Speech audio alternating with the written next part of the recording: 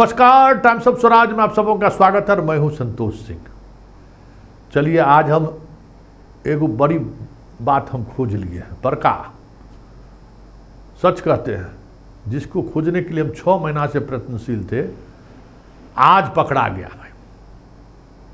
हाँ, कौन पाठक को पगला रहा है, ये पाठक को कौन कौन रोज नया नया नियमावली शब्द दे रहा है, ये अतुल प्रसाद को कौन पगलाए हुए था, इस शिक्षा व्यवस्था विभाग में इतना घाल मिल का है हुआ, इतना फर्जी बहाली, जितना तरह का अराजकता की स्थिति आया, तो हम खोज रहे थे कि कोई न कोई एक ऐसा है अधिकारी जो खेल खेलवा रहा है।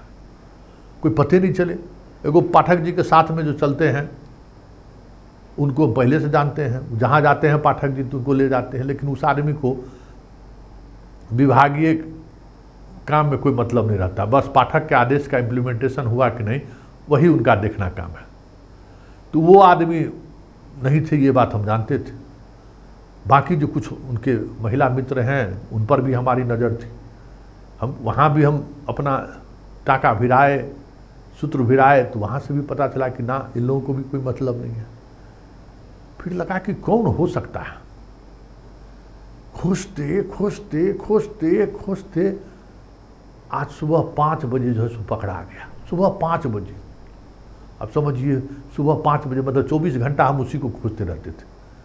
और जब वो पकड़ा गया तो ऐसा पकड़ाएगा कि सपने में भी नहीं सोचे थे। अंदाजा कीजिए कि कौन हो सकता है वो। दिमाग लगाइए, थोड़ा जोर डालिए। जब फंसने लगता है ना तो कहता है कि हमारा पत्र नहीं लिखा हुआ है, हमारा दस्तखत फर्जी कर दिया है, ये गलत पत्र है। और एक बार नहीं, 2 3 बार उसका पत्र इस तरीके का हुआ है। अब तो आप समझ गए होइएगा कि हम किसके बारे में बात कर रहे हैं। समझ गए ना? जी हाँ, हम बात कन्हैया प्रसाद श्रीवास्तव जी हैं, उनके बारे में कर रहे हैं। इनका चल और अचल संपत्ति के बारे में पता करिए तनी। इस आदमी को बेऊर जेल में होना चाहिए। समझ गए? इस आदमी ने पूरे शिक्षा विभाग को समझिए कि तबाह करके रख दिया है। इतना दिमाग लगाने वाला ये आदमी, सातिर आदमी है कि अब हमको समझ में आया कि अतुल प्रसाद काहे पगलाया हुआ था, पाठक क्यों पगला गया। इस सब को जो है ना, मतलब था को ना और ना को था करने वाला ये आदमी है। जो आएगा जैसे आएगा उसको सेटिस्फाइड कर देगा कि देखिए सर, ये तो नियमावली है, इस नियमावली में इसके तहत ही होगा। अब देखिए इसको कैसे पकड़े हैं। सो देखिए अभी जो मामला सामने आया है, यूपी की एक लड़की गई है हाई कोर्ट। कल ही खबर चलाए ना कि भाई अरवल का जो उसका काउंसलिंग करने वाले लोग थे, उनको अपॉइंटमेंट लेटर नहीं दिया।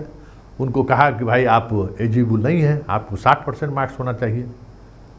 और अन्य जिलों में इस नियमों का पालन नहीं हुआ, सब जगह बहाली हो गई। अरवल में उसको रोक दिया गया। तो रोक दिया गया तो वो हाई कोर्ट चली गई। हाई कोर्ट में जब शिक्षा विभाग से पूछा गया तो शिक्षा विभाग के यही कन्हैया प्रसाद कहते हैं कि सर, सामान्य प्रशासन विभाग का जो नियमावली है ना, उस नियमावली के तहत जो है सो महिलाओं में भी आरक्षण का लाभ, मतलब हम कोई लाभ अगर देते हैं तो उस लाभ को सिर्फ बिहार के लड़कियां ही उसका लाभ उठा सकता है, अदर स्टेट का लड़कियां लाभ नहीं उठा सकती। बार इसको बुझाता है नहीं लाला जी को कि कलम का तो मास्टर हम ही हैं, चित्रगुप्त महाराज तो इन्हीं को दिया है कलम, जो ही कहेंगे वही होगा। तो इनको पता नहीं है कि अब बहुत सारा चीज़ बदल गया है। अब सिर्फ लॉलेज ही नहीं पढ़ता है, दूसरे लोग भी पढ़ता है। अब चंद्रगुप्त की पूजा चंद्रगुप्त करते, चित्रगुप्त का पूजा भले ही करते हो, लेकिन अब चित्रगुप्त भगवान दूसरे के यहाँ भी वास करते हैं। देख लीजिए खेला इनका, देख लीजिए कितना बड़ा खिलाड़ी है, सो देख लीजिए। और किस तरीके से पूरा बहाली को फंसाया है, ये भी देख लीजिए। कुछ नहीं होने वाला है। एक भी यूपी की लड़की बाहर जाने वाली नहीं है, ये बात समझ लीजिए। हाई कोर्ट में उसके पक्ष में जजमेंट आएगा, ये भी समझ लीजिए। इस तरीके से ही फंसाया है ये आदमी। और यही नहीं फंसाया है, इससे पहले रंजीत कुमार जो IAS था, कलाकार दी ग्रेट, ये भी 19 और 21 में जब इस तरीके की समस्या आई है तो एक पत्र जारी कर दिया कि भाई जनरल महिला को जो लाभ मिल रहा है वो लाभ जो है सो बाहर के महिलाओं को भी दीजिए। उसको अलग अलग तरीके से लोग इंटरप्रेट करना शुरू कर दिया पूरे विभाग में। मतलब जनरल महिला का मतलब क्या कर दिया, जो यहाँ जो रिजर्वेशन है ना उसका भी लाभ उसको देना शुरू कर दिया। भाई जनरल महिला का 33% रिजर्वेशन है ना, 35% जो भी महिलाओं का, उसके अंदर में कट ऑफ मार्क्स में आया तो उसको भी बहाल कर दिए। ये सब खिलाड़ी सब है। ये सब फंसाता है पेंच। अब देखिए, अब हम आपको बताते हैं कि पेंच क्या है। अब देखिए कैसा बड़ा पेंच। देखिए ये जो है बीपीएससी जो है आपको 19/6/2023 को एक नोटिफिकेशन जारी किया है।